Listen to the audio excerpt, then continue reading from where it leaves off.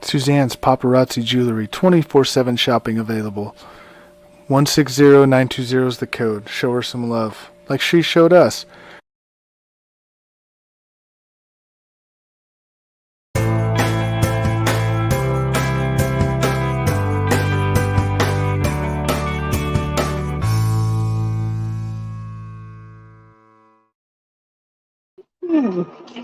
Hey, what's going on, everybody? Welcome to the Coast to Coast Entertainment Network. I'm Ace, and tonight I'm joined by my two co-hosts for the evening. Of course, we have the one, the only, Mr. Big Game James Gonzalez. How you doing tonight, my man? I'm doing good. I'm monitoring the hallway series at Crypto.com Arena with the Lakers and Clippers right now. So it's a fun-filled night. It's been a long day, and I'm happy to be here. All right. Yeah, you look so enthused. Right now, you look so enthused. You have the arms crossed.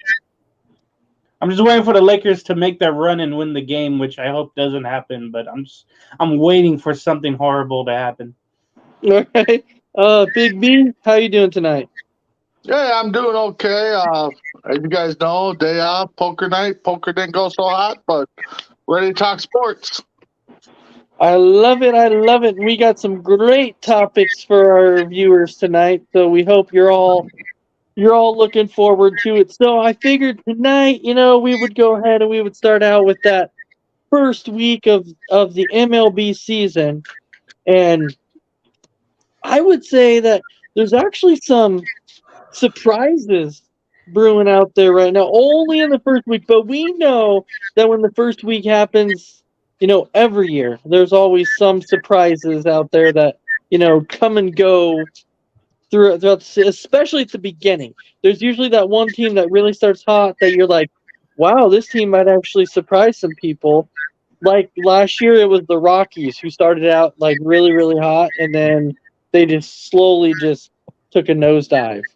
And they were not good at all at the end of last year. This year, though, when you think about like the first week of the season, who would have thought that the Rays would have started undefeated? Like, to me, personally, the Twins, right? The Twins. So, that's a great transition to start. So, Big B, we know you're a Minnesota Twins fan. I know before the season started, you were kind of talking about it. You did not have high expectations for the Twins. Good evening, Thomas. We hope you're having a good night. So, what do you feel like right now is the reason for the Twins' success currently? Well, pitching looks good. In the first series, they had 2 shutouts. They gave up 4 runs against the Royals. And then they went to Miami. Pitching is looking good. I know it's going to come down to they're going to have to beat up on the weak teams and the weak pitching staffs. And they're going to have to try to find a way to win against some of these bigger aces and stuff like that. Because I think they only scored 1 run the other night against the Marlins ace. That had a couple hits, I think. So if they want to continue winning, they got to find a way to beat those guys. So, so far I'm kind of impressed with the pitching staff. I think they're looking pretty good. Yeah. Now my question to you is because I know when people talk about the Twins and everything, and you're sitting here, you're talking about how they beat the Royals and the Marlins. Well, some people might be out there and questioning exactly what you're saying because, like, well, it is the Royals and it is the Marlins, and we know that the Royals and Marlins are not the best teams. Which I'm not taking anything away from the Twin Top Star because they're doing what they're supposed to be doing. They're beating the teams that they're supposed to beat. So Yeah. let me ask you, from what you've seen from the Twins from the first week, beating the Royals and beating the Marlins, do you think that this is sustainable? Do you have belief in this pitching staff? Oh man, it's early. Like I said, if they could, if the pitching staff could take care of business, against the weaker teams, I mean, they still got to figure out a way to beat the bigger teams. That's going to be questioned. Right now, the hitting's kind of concerning me. I mean, Joey Gallo started off hot. I think he has 3 home runs right now. But again, it's early.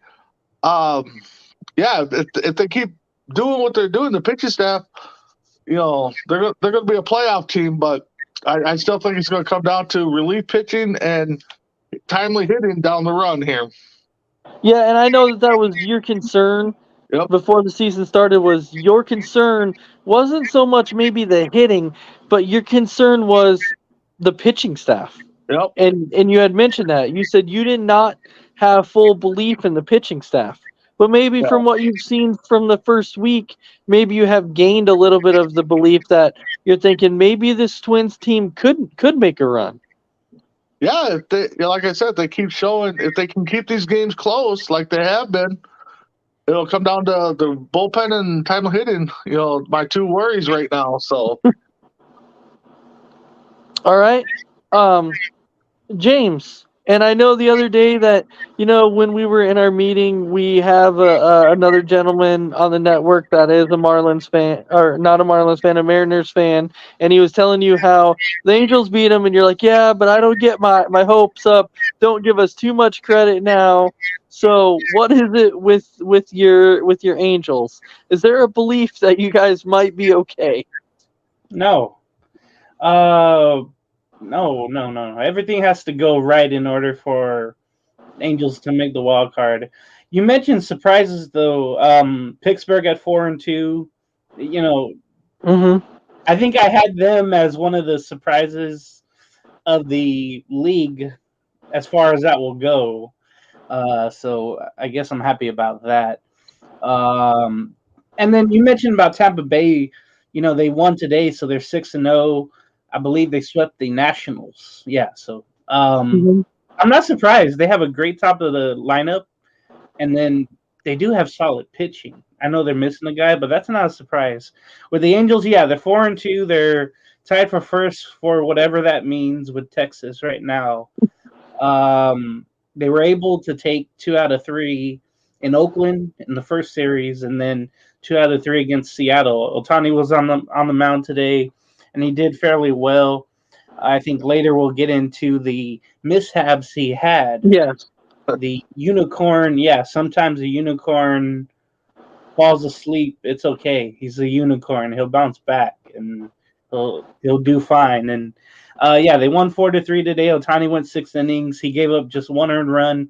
He walked 8, but he did strike out 4. But I was listening to the game at work, and it just seemed like there was a lot of times where the Angels, with those walks, got out of innings, with double plays and clutch defense. So luckily that happened, and they were able to hold on. Well, so far so good for the Angels, just being 4-3. They get tomorrow off, and thank God for me. With Halos in the infield, I don't have to do a pregame tomorrow. But I'll be at the home opener against Toronto, and then the day after against the Blue Jays. So I think it's a treat too. Vladimir Guerrero Sr. will be throwing out the first pitch before Friday's game. So I think that's going to be awesome. I got my shirt ready. But yeah, so far so good. The offense is okay. It was better against Oakland. Shout out to Isaiah Zays. But lately, they've just been getting by with runs that they've scored. But the bullpen has to be better. The starters are doing fairly well. So it just all has to combine into one for this team to be a playoff contender, I think. I mean, it was against Oakland. I'm just saying it was against Oakland, and we know that Oakland's going to be one of the worst teams. But that's what your team's supposed to do. Like, if they want to be contenders, they have to go in and beat the teams that they're supposed to beat. And that's something that I've always said is, people go out there and they can say, well, you know what, this team beat this team and this team beat this team and they haven't played anybody good, blah blah. The thing is, they don't make the schedules. They just go out there and play who the heck that they're supposed to play. And that's what good to decent teams do, is they go out and beat the teams that they're supposed to beat. And now, James, I don't know right now. I can't tell you one way or another whether the Angels will be able to sneak into a wild card spot, because it's early in the season and I want to see more. But I know that Rendon's going to be out for at least 5 games, unless it's 2 more games from the suspension. He served it on 2 more games, yeah, on Monday, so he'll be back on Sunday. So Thomas Burnett is saying in Big B, this is towards you. The Twins are taking advantage of Cleveland's injuries. No doubt, and you have to take advantage of the injuries. Right? Yeah, absolutely. And then you have Isaiah, who's chiming in and saying that he disagrees, and he's saying that Oakland's going to have 87 wins. I have him at 60, one less. Does he want to bet on that? Right. You said Jacksonville Jaguars here. There's no way that Oakland is getting 87 wins. There's no way.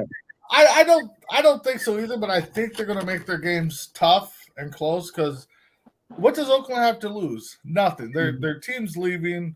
They've traded off everybody. Everybody's coming up is playing with the big chip on their shoulder. So Oakland, I think, is going to make it interesting, but I don't think they're going to get 87 wins. I agree with you. I don't see it. I just don't think 8 wins maybe, but yeah, and so yeah, and James, I do want to give you props for, before the season started, you did have Pittsburgh as one of your surprise teams, and when we had talked about it, we kind of laughed and we're like, really? You're taking the Pirates as a surprise team? I know you're saying hold off. They're 4-2 right now. You're saying hold off. But don't. Right. But I'm just saying kudos for a good start to Pittsburgh, because nobody saw that coming. That's the only thing I'm saying. It's not how you start, it's how you finish, though. Oh, yeah, absolutely. Because like I said, there's those teams at the beginning of the year that start hot that everyone's like, oh, they could make a run. And then something happens, and then they just kind of drop off. And there's a team that does that every year. And so currently, right now, I will say, with me being so he's saying he's predicting that Bobby Witt Jr. and Casey will be the surprise of the league and win the AL Central. He's the only one that believes that. Actually, no. If you watch On Deck, Chris also predicted Kansas City to win the Central.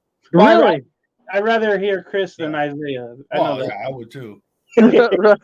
Right. So, I am a Braves fan, and I'll tell you that when opening day started, because Atlanta had lost 4 straight opening days. And so going into opening day, I'm like, I didn't have expectations. And then we won our first game, and then won the second game, lost the third, and then swept the Cardinals. And I was like, hey, this is actually a great start. I was expecting us to be a good team. I really was. I love this lineup. We're deep up and down the lineup, and right now they're doing this without all of the starting pitchers, because Max Fried is currently hurt. Kyle Wright is currently hurt. We're using younger starters, and they're getting it done with younger starters. So that's really huge. I love the addition of Sean Murphy. I didn't know how well it was going to go, but it's actually been a good addition. Ronald Acuna is back to being 100% healthy again. Ozzy Albies is back to being healthy again. When this team is healthy, they are a complete scary team. And now talking about the other surprise way, the other way is how bad the Phillies have started. Yeah, 1-5. I think they started 0-4, I believe.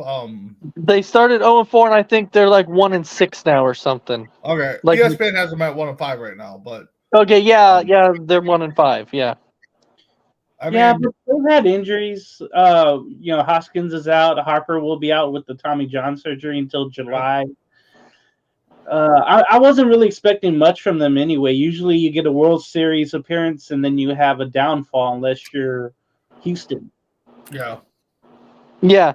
So, all right. Well, James, that comment you're talking about, I can't see it. So if you have a comment, Oh, Chris was mentioning with my new haircut, I look like someone from American History X, and I don't know, oh, okay, but okay, we're Okay. good then. Yeah, because I was Yeah, like, I don't see a comment here, but yeah, I didn't see it either.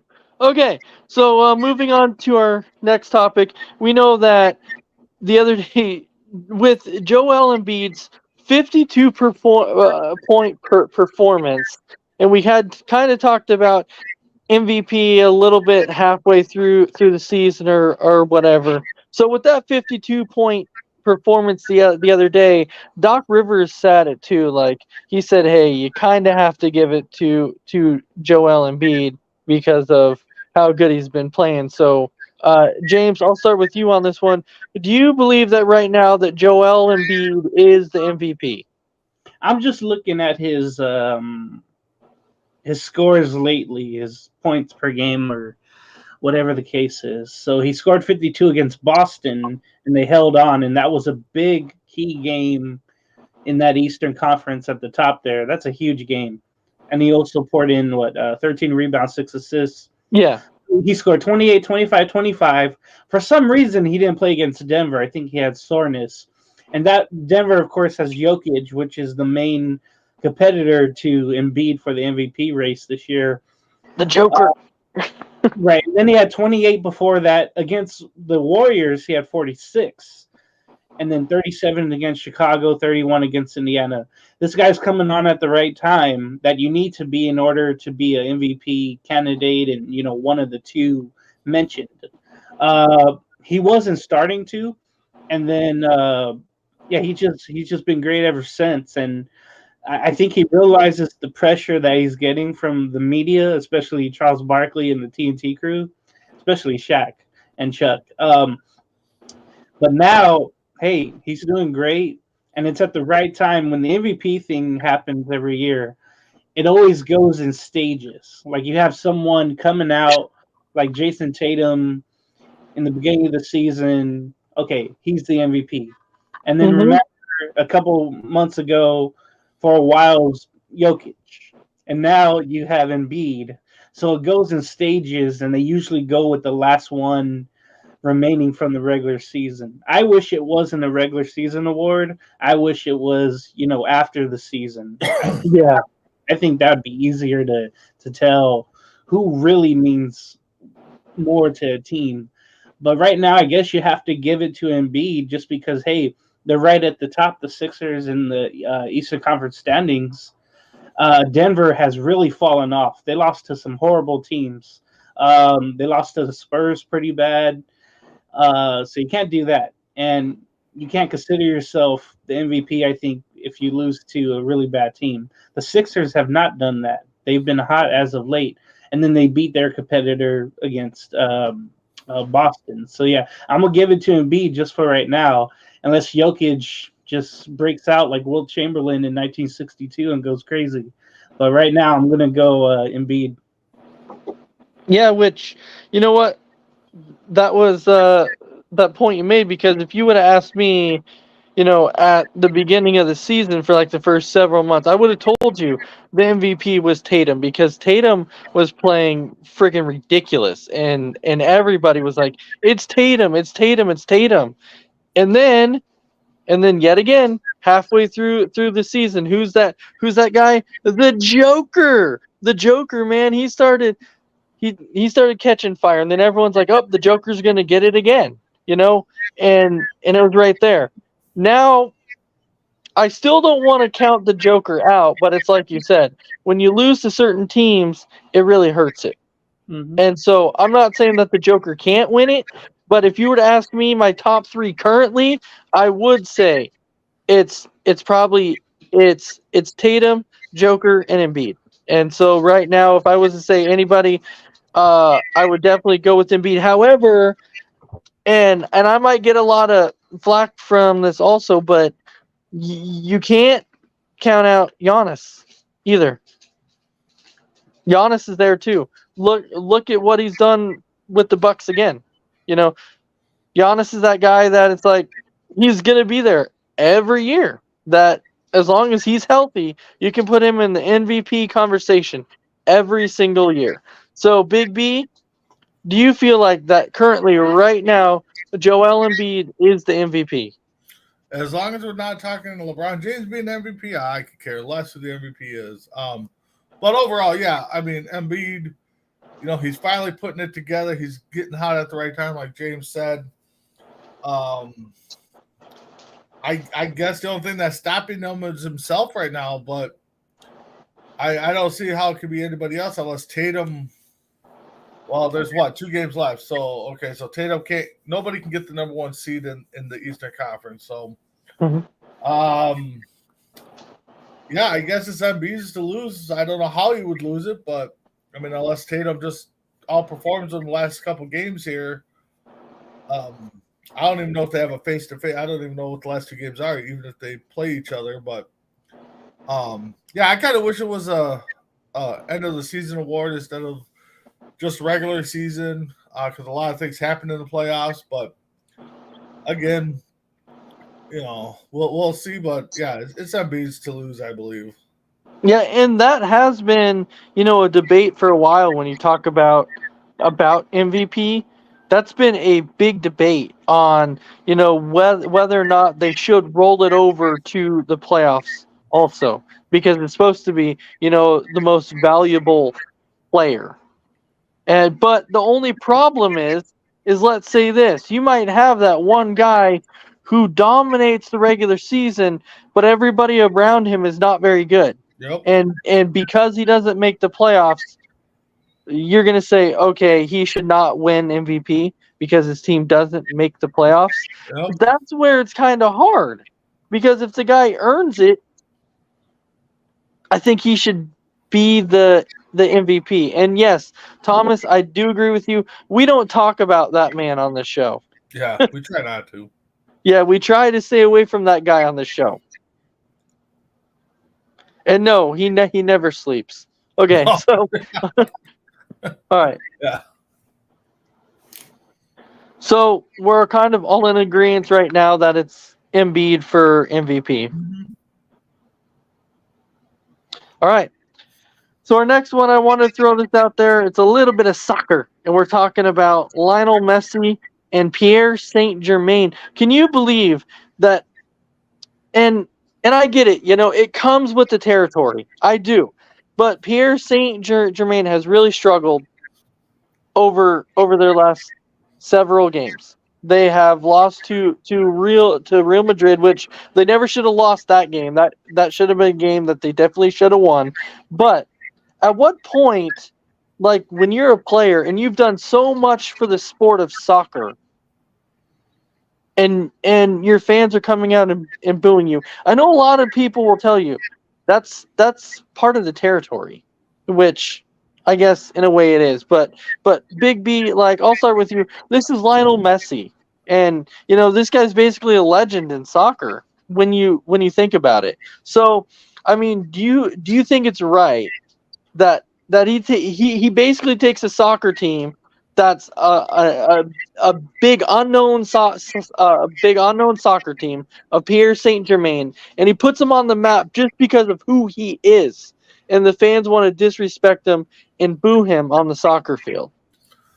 Well, overseas soccer is the king of sports, so they take their soccer serious, especially in certain countries. Man, I don't know. I mean, Messi is a big name. I mean, I'm trying to think of some comparisons here in the States, different. I mean, Michael Jordan, if the Bulls ever had a bad season, would we boo him? I mean, would they?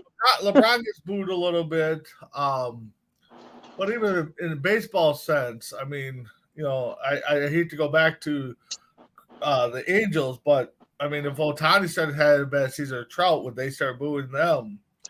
I don't know. I think the fans, yeah, they're frustrated stuff, but he put them on the map. I mean, where would they be without him? Nowhere. I think the fans, I'm not gonna say they have a right to boo, but I mean, they got to think of what they're given. I mean, he comes here and brings them to relevancy. You put it on the team. You got to play better. You got to listen to Messi and follow his footsteps and do what he says. Because I mean, outside of Beckham, he's probably the king of soccer. So, I think you put it on the team.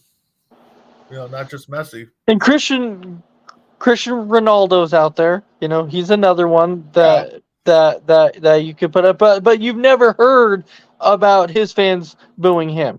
You've never heard about Beckham's fans booing him. You haven't really heard that. Now, the thing is you don't really hear the superstars fans booing them because they boo the rest of the team. And for the fan base to come out and put the blame on Messi, I mean, that's like uncharted territory for all of sports. Now I'm not saying that stars don't deserve blames at time, because they do, because they're supposed to be leaders. They're supposed to be rallying the team, saying, "Hey, let's do this." But to me, when somebody's done so much for your team and he's trying to say, "Hey, I'm trying to get these guys going in the right direction," and you're going to come out and boo me, I mean, which he said the booing doesn't necessarily bug him because he's heard it before. But to me, I feel like it's still one of the, I don't know, I kind of feel like it's disrespectful in a way. So, Big B, as a fan though, like I'm sure that you've booed your teams at times. Oh yeah. Yeah, I mean, that's why I always get called a bandwagon fan, because I'll boo them, I'll be on here, I'll talk bad about them, I'll be trying to be realistic. And then when they're good, I'm cheering for them, and people call me a bandwagon fan. And it's just like, when the team sucks, I'm going to boo them. Do I still enjoy going to games and watching them? Of course I do. But, I mean, Ace, you've been around me long enough. I will boo the Twins. I'll boo the Vikings, Timberwolves, But, yeah, but in the same respect, when they do something good, I praise them, so. Yeah. So I'm saying though, like, are you gonna sit there and put, because the team is struggling, are you gonna point at one player and say it's your fault? No. And sit there and boo them and be like, it's your fault. The only time I really boo a player itself is, let's take baseball. You got a 3-2 count, 2-2 count on you. And especially 3-2 count, the pitcher's going to groove that fastball right down the middle because he wants to get strikeout. He doesn't want, and what do? They sit there and let it go right by. That's the only time I kind of boo a player itself, because it's like, dude, you knew it was coming. Swing, No, which I'm glad that you mentioned somebody like Mike Trout, right? Because a lot of the fans are not going to boo Mike Trout. A lot of fans might be like, "Hey, Mike Trout, you have to rally this team. You're the captain. You're the leader. You have to rally this team and get them going." I feel like as fans, that's what we should be doing. So, if you're a Pierre Saint Germain fan, like, you can't look at Messi and be like, "Oh yeah, boo, forget you." No, you should be, as a fan, be like, "Hey, let's get this team going. Let's get him back on track." Be that leader. Don't freaking boo him, because the more you boo him, the more likelihood he's going to be like, "Hey, I want out. These fans don't respect me, and I want out." So, James, what do you think about this whole situation? You're on mute. Of course, I had to do my research. I am not one to watch Champions League, but I did watch Messi and everyone else play in the World Cup in December. And when you come off that high of winning, on penalty kicks and being the best player in the world, at least showing like it was. The expectations get there, and when you get back to your regular team, the PSGs here, their expectations are really high. But I think a lot of it, and you guys mentioned this or aced it, I should say, Messi's not worried about it or he's not bugged about it. He has all that money and everything else. But I think it's the supporters, and they felt like the club's performance was indicative into with Messi. They felt like Messi didn't pull his weight around when it mattered. So when they were eliminated in the round of 16 against Bayern, I thought that maybe the fans are taking that out on him. The fact that, hey, we should be better. You're a big name, so automatically you should be better. And Big B mentioned, hey, it's different over there. The rooters are different. They're hooligans or whatever you call them, destroyers, dementors. I don't know.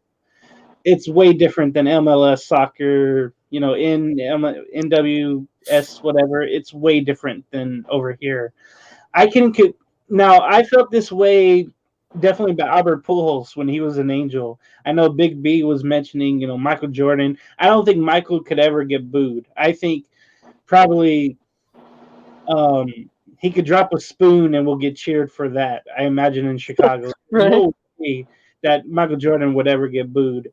But I could imagine that with Albert Pujols. There's a reason that shirt is for sale on my eBay channel or my app, because he didn't do anything for the Angels. And I had such high expectations. So I can see why the PSG fans are in arms about Messi. But again, he's not deterred about it. There's talk that he's going to leave, and I think everybody will be happy about it. But that's just the pressure on Messi because of the World Cup performances he had. That's all that is, and it's just fan driven. No, I get it. I get what you're saying, but I'm saying sometimes I feel like us fans put too much pressure on the stars. That's okay because you're paying the money for that. You're consuming your time. Everybody can fan the way that they want to, and for those who don't think so, go play piano or something.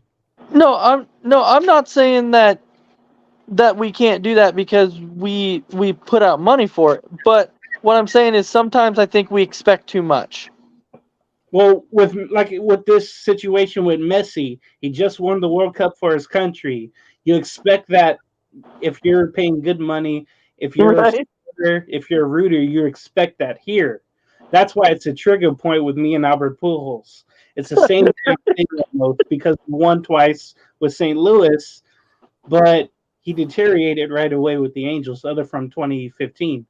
So right away I could tell how these fans feel. Again, it's a different animal, like Big B mentioned.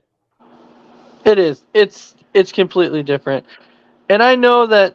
So you actually, when Pujols went to the Angels, it sounds like you had some high hopes. I wanted 2 more championships. I thought the Angels and Cardinals were going to meet at least once in the World Series, and I wanted to win.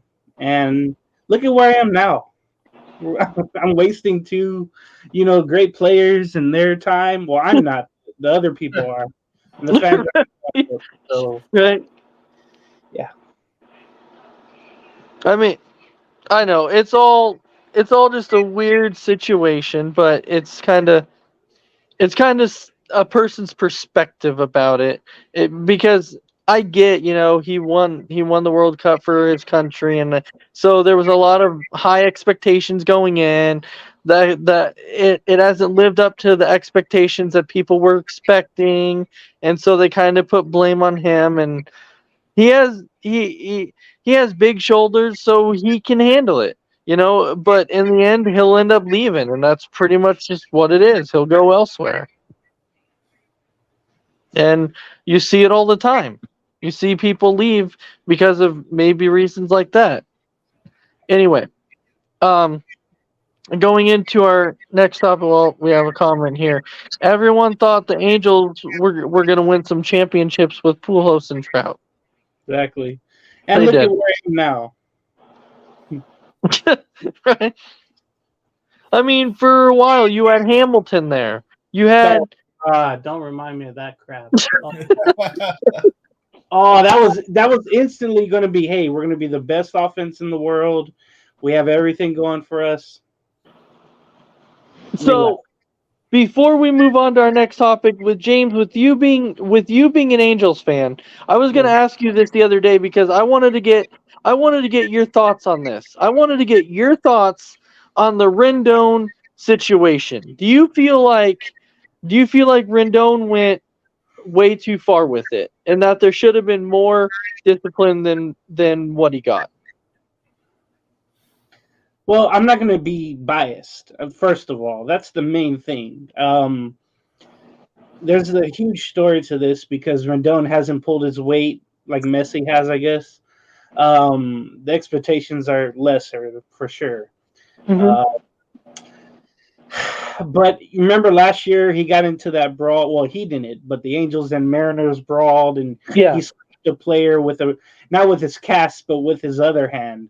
So he's one not to be messed with. And there was reports about what was going around that time that the incident happened, where the fans were drunk and getting on him and everybody else the whole damn game. And I just think anyone can take so much of something, and doesn't matter who the hell you are. You can be president, you could be nobody, like me, and go off, right? So I originally thought 3 games. It was originally 5. He appealed it, and it got 4 games. But it's just something you can't do, and it's another scar on his torrid Angel career so far, because he's been hurt every year. His expectations haven't lived up to his huge contract, which still has 4 years on it. He's untradeable in the community. He's not looked at as a good guy and a good player, and that's unfortunate. And this is just another bad stain to that. But I thought he should have got 3 games, and he eventually got 4. But again, it's something you can't do. I know it's human nature, and eventually you're going to have to pay for it, in which he has. But it'll just feel like charity work, the money, because he has more coming in so many years to come. Yeah, do we know what happened to the fan? I mean, okay, so Rendon and the fan made up somehow. oh, the kiss made up. Know, there hasn't been anything about if he has season tickets, if they're getting revoked, or if he's not going to be allowed back at the Coliseum, which I think they would allow anybody back in the Coliseum by the rate of the fans that they don't get. They just drew 3,000 fans today, so Right. So yeah, maybe they didn't ban him. I think other teams would, but I think they need all the fans they can get. Okay. Because I mean that's the thing too. I mean fans see this, they don't see any repercussion, but as a fan's perspective, so they're going to go out there and try to push the buttons of players and stuff like that. So I just wanted to know if there's any update on what the fan went through. So I mean, there's been lots of situations in the history of MLB that weird. Think about Steve Bartman from the Chicago Cubs. Like he got banned from Wrigley Field because of the situation. Well, I don't think he got banned. I think he just disappeared. Yeah, he disappeared himself. No, from what I read was that he got banned from Wrigley Field. They told him not to come back for his safety. Well, for his safety, yeah, but it's not like But again, that was a situation that maybe he didn't realize, what he did. In the end. I still don't think Moises Alou was catching that ball. I don't know. I think Alou jumped too soon. But it's here. But I got a question for James, being an Angels fan. Oh boy, what do you think about Ohtani getting 2 violations in the same game? One on the mound, one at the batter's box. Yay! No, everybody does it. I think he was able to pass by that and do well regardless.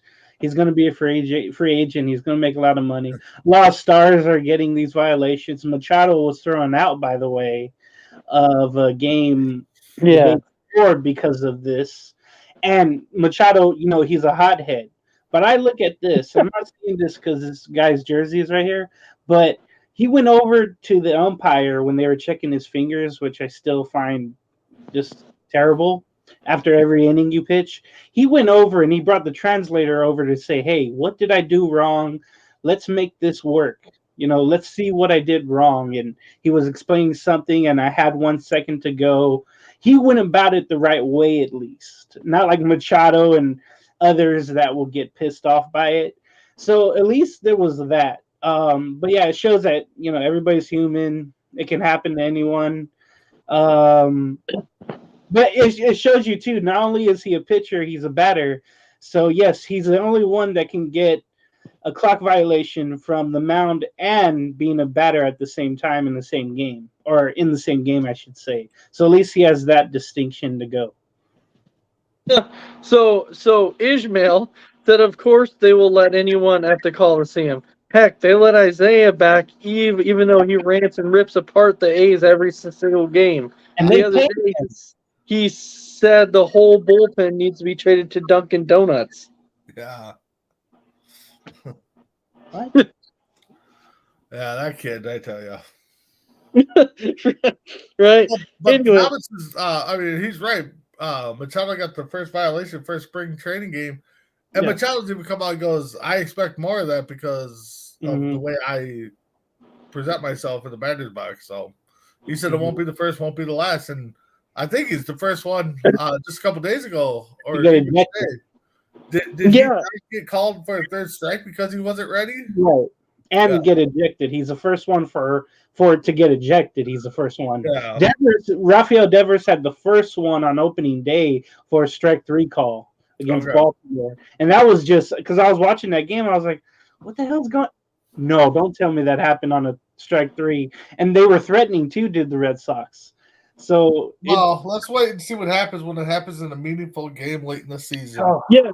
I mean, I was watching the Braves and Cardinals, and Ozuna's batting, and it's a 1-2 count, and and the pitch clock is running down, and I think Michelson was pitching, and Ozuna steps in the box, but Michelson stepped back and didn't pitch it, and then the umpire's like, okay, ball, and Michelson's like, wait, he wasn't in the box by 8 seconds, and the umpire's like, no, he was, so therefore it's a ball. But it's just this kind of going back and forth thing. It's like, at what point do they say, okay, when's it a strike, when's it a ball? Because it's based upon umpire perspective at that point. It's based upon judgment. And so when you watch the replay, was he in the box by 8? Well, it's hard to know. I hope it's gone by. I hope they don't have these pitch clock violations in the postseason. I just want my theater. I want my drama in the postseason. That's what that's what we're all hoping for, is that they figure it out. There'll probably be some modifications coming to the rules closer to playoffs. There will. But They if you can't get ready with 7 seconds left on the clock, or before 7 seconds, no more Nomar Garciaparra with the gloves. Yeah, Nomar would have got one every game, I think. Maybe one every at bat, but he would have had 3 or 4 a game. How much he did with the Velcro and his little things in the batter's box. Yeah. Oh, he would have had so many. This is the one that I hope we can avoid, is what Isaiah Ishmael is saying. Is that, I'm scared we will see a team lose the World Series or win it because of the pitch clock. Yep. And I was talking about this on another show, and I'm terrified by that, because then everybody will say, hey, this is the reason we loved baseball before. We didn't have these that hardly watch, or you're hoping to bring in people like social media people to come watch games or whatever. They're still not going to pay attention. It's going to be the hardcore people like us, or the people that try to watch every game or at least watch the highlights. You're hurting those people because now you're hurting the soul of the game, the spirit of the game, calling somebody out on a third strike. So I'm telling you, I'm what, a week in or so, and I'm kind of ready for it to go, And speaking of the game, unless they modify it in a way where it's good for everyone. But right now, Yeah, it's not looking good. yeah. But if you remember too, we saw it in spring training. We saw the Braves lose a game against the Red Sox with the bases loaded, and it could have been a walk off. Well, they were okay. I shouldn't say a walk off because they were down by one. They could have tied it. No, actually, it would have been a it walk off was a because tie game, wasn't it? yeah, because the game was tied. It would have been a walk off, Yeah. and it was a 3-2 count, and the batter thought it went his way, and the pitcher's like, no, it went my way. Well, the umpire called it as the pitcher's way, and then the game ended in a tie because it could have been a walk off, but the pitch clock violation on a 3-2 count, and I was like, what the? I think Thomas has kind of got a point here. If players are making these violations in October, it's on the players. I think we're going to see a lot more pitchers. I think in September and October Yeah, violations because especially depending on the race. If it's in September, the relief pitchers are going to come in and want to work it slow, work their pitches, and I think we're going to see a lot more pitching violations in September and October than we would batters. I think. The thing is, these players aren't robots; they are humans. So that's the one thing I think everyone has to realize. no, and I mean, and you're right. You're definitely right. So, pitchers are getting rushed and out of their routine, and when they are rushed, they lose their control. I don't know if they're rushed. I mean, We'll know in maybe 3 or 4 months if that's the case. Yeah. We'll know more. Not right now. Yeah. though. right. All right. Well, let's go on to our last topic. We're gonna just touch on the men's and women's March Madness. We do want to give a shout out to LSU. You're saying no. Now there was a lot of debates about LSU winning. Like there were so many people flipping out about the officiating. I mean, just ripping the referees apart with that. And I will tell you, on the women's side, I jinxed South Carolina. I jinxed them because they were going in 36-0. And there was a lady that I work with that I was like, yep, the only way that South Carolina losing is if they beat themselves. There's no way that they're losing this. They're going to win the championship. And that same day they ended up losing. And I was like, dude, I was like, oh my God, I just freaking just jinxed that. Because I thought there was no way that South Carolina was gonna lose. And LSU, they won it all, but it was well deserved. And again, there was a lot of ripping apart the officials, saying it was due to the officials that LSU won the championship. Now, Big B, I don't know if you got to see a lot of the game or not. And Thomas, I know that the officiating might have been awful, but I mean, I am that person that will never blame officiating in a game. I just won't do it. I will not do it whatsoever. So Big B, what's your thoughts? I mean,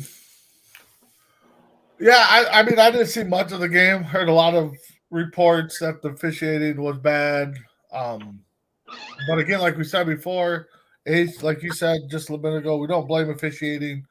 You play your game, don't let the officiating, play a factor. And, maybe some of the bad calls, Iowa felt it was unfair and just got into their heads. And let LSU run away with it. I mean, it was what, a 20-point game final. So Yeah. and then I'm trying to figure out why Isaiah's shouting out Iowa, but Well, I mean, because Iowa yeah, made it you harder know, a than lot of expected. officiating, no matter what sport it is, play a factor into the game. All right, so Calvin Clark. What? God. Who's Calvin Clark? All right.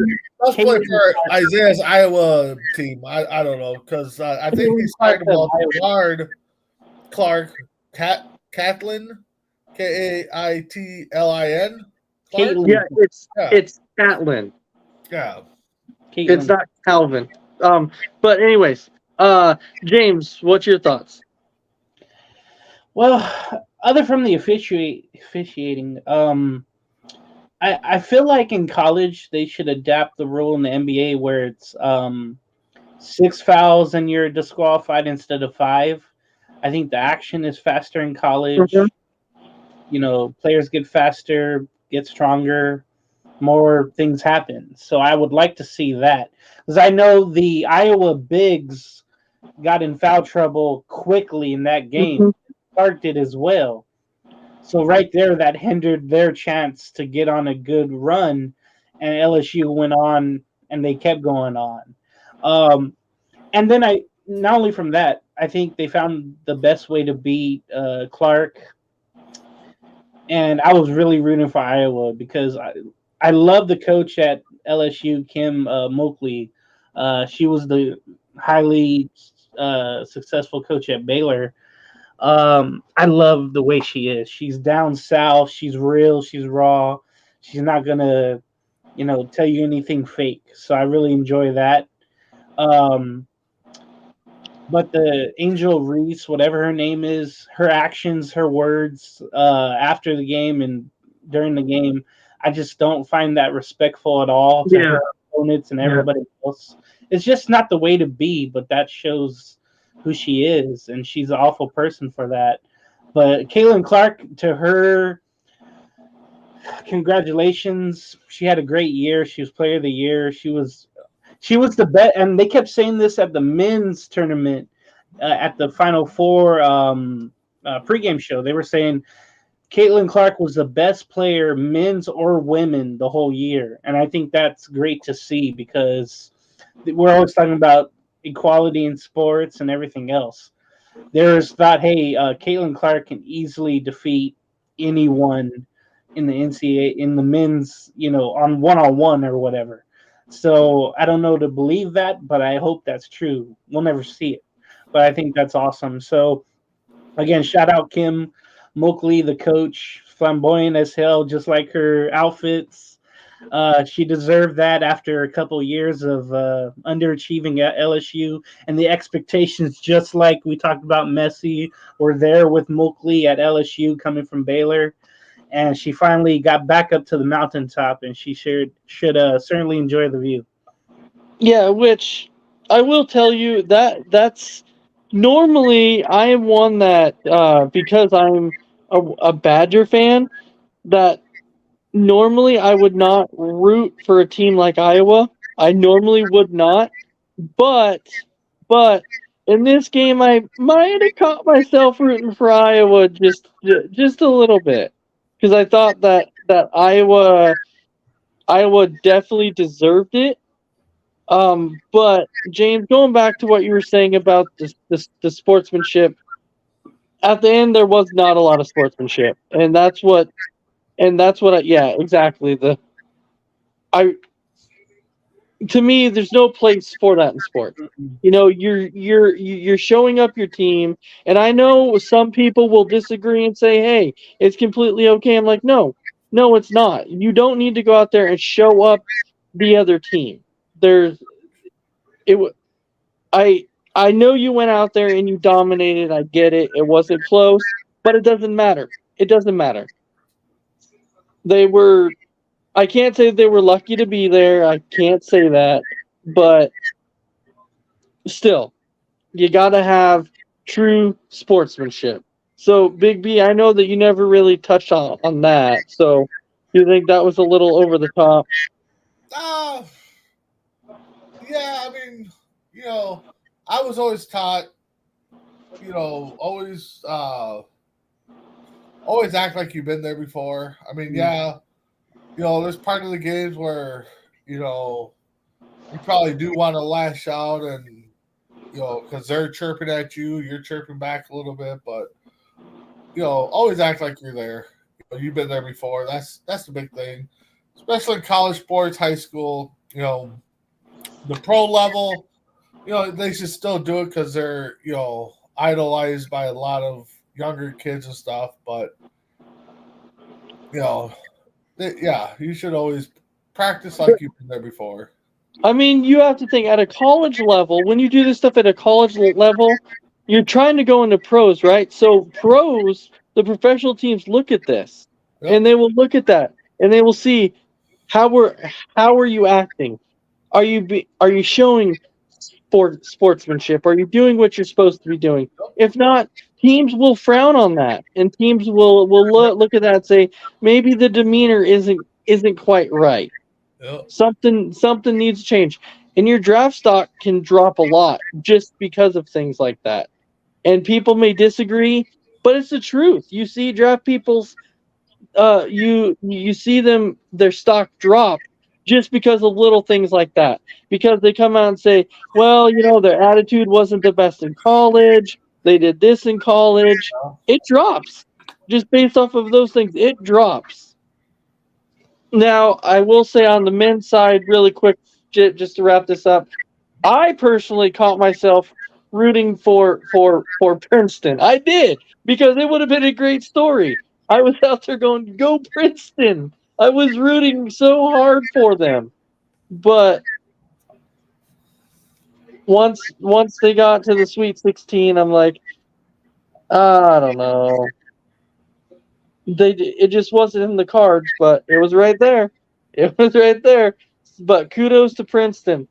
They did a hell of a job in the tournament. So, James, I'll start out with you. What was your overall thoughts of the men's bracket? Well, shout out to Fairlog Dickinson for beating number one Purdue as the 16th seed. I'm amazed at that, because I was talking to people that have been around for a while, say, man, we will never get a 16 beating a 1. And it's happened within the last 5 years. Yep, twice. And on the same day, on those 2 times, on the same day, 5 years apart. So I think that's very awesome to see. And there was so many different teams that had the upsets and everything. It made it so much fun, honestly. For the USC Trojans, my team, they went out right away, like I thought, against Michigan State.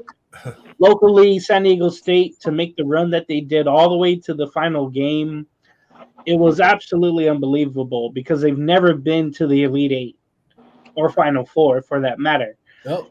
I think that was so awesome. I mean, the support this area has given this team, it all started out with Steve Fisher taking them from the literal bottom of the mountain to now where they are with Brian Dutcher. It's awesome to see. And for all the other upsets, you mentioned Princeton making it twice here, winning 2 games. That was awesome. But I think about this, and we were kind of scarred by the first and the second seeds. They were pretenders coming out to believe. Oh, yeah. So in Alabama, when you look at, I want to say Texas ended up losing, but there were all these great teams that, Gonzaga did what they did. I know they got past UCLA, but they were slated to make it at least to the Final Four. But every year they somehow lose. It just seems to be that way. And then really quick, I forget the other point, but UConn was unranked, and they were the 4th seed, and they ended up winning the whole thing. And I think they were such a complete team. Dan Hurley, out of the shadow of Bobby Hurley, winning a championship now, that's got to feel awesome. And you could just tell they were a cohesive unit all the way through. They won every game by more than 12 points, I think. So they were the true champions, not all these pretending number one seeds. So that was awesome to see throughout the tournament, all the surprises. It wasn't good for our brackets, but it was good for viewing entertainment. Yeah, and it's only happened a handful of times that you had 0 number one seeds in the Final Four. I Right. couldn't even tell you last time we had not a 1, not a 2, or 3 in the Final Four. I mean, They said this was the first time ever since this format in 1979. And remember, that was Magic and Bird. Yeah. Or after that game, they went to this 64 tournament. That the first time that they didn't have a number 1, number 2, number 3, number 4 seed, or 3 seed. 4, didn't they? No, yours was the first time. No, UConn's number 4. No, I meant number 3. Yeah. Number Okay. 3. Yeah. Because I was gonna say there wasn't a 1, there wasn't a 2, and there wasn't a 3. Yeah. So that's what was kind of shocking. And so, but it was cool to see. It was for a great tournament. So before we wrap this up, Big B, I'll kind of get your final thoughts on the men's tournament. It just shows you that, one, we'll never get a perfect bracket because you're going to get all these teams that are going to shock you. And two, I don't know about you guys, but all my brackets that I signed up for were shot after the start of the Sweet 16 because I had nobody left in my Final Fours that week. But yeah, it's hard to predict. It's fun to watch. I mean, we're all going to sit here next year. We're all going to fill out our brackets again. We're all thinking we're going to make the right choices. And again, we'll sit here, 2 weeks after the finals and say, man, this team shocked me. This team shocked me. Never count a Big Ten team out unless it's Michigan State because Michigan State seems like when it comes to postseason, they're the only team that can pull it together because Minnesota can't, Iowa can't, Purdue can't. Yep, never bet on a Big Ten team. They'll screw you up every time. Unless it's Michigan State. That's the only team I would count on because Izzo has those guys flying right when it comes to preseason or postseason. Other than that, don't do it. Oh, yeah. Don't exactly. do it. Don't do it. I don't care if all the number one teams are from Big Ten teams and they're all undefeated. I still would not pick them to win it all. Yeah, no way. All right. So now we can finally get into our final thoughts because we're at that time. So, James, your final thoughts for us tonight. Well, let's call it a wrap and not a Taylor wrap, which went to the Buffalo Bills. I know someone wanted him to go to the 49ers, and that was highly disappointing. But, guys, I'm really happy. I'm going to go to a couple of games this weekend, Angels and the Blue Jays, and I think everyone out there, if you have an MLB team near you or you can drive to a stadium, I would go check out a baseball game this year and, really think about it and write your experience on how it is and show what MLB really thinks about their fans. So thank you for having me on. It's been fun. All right, Big B. Thanks for everyone for watching. Isaiah for chiming in. Thomas, always chiming in, one of our biggest fans. You can catch Thomas. He does a wrestling show on Saturdays. Thoughts Count Anywhere. Check him out. Well, that being said, keep checking out C2C. We got a lot of great shows coming up on deck this weekend. We'll definitely recap the first week.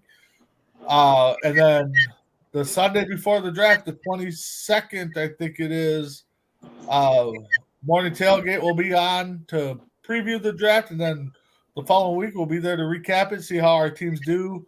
Try to get a couple of guys outside the network to come in and talk about their teams, and we'll see how that works. But with that being said, thank you again for watching. Yep, and we even have some more shows in the works also. So look up the pipeline for that. It's all there. Ishmael, that will be Monday night. All right. So with that, we definitely want to thank everybody for watching. And everybody have a fantastic night, and we will see you next week for another episode of Sports Minute. Have a good night.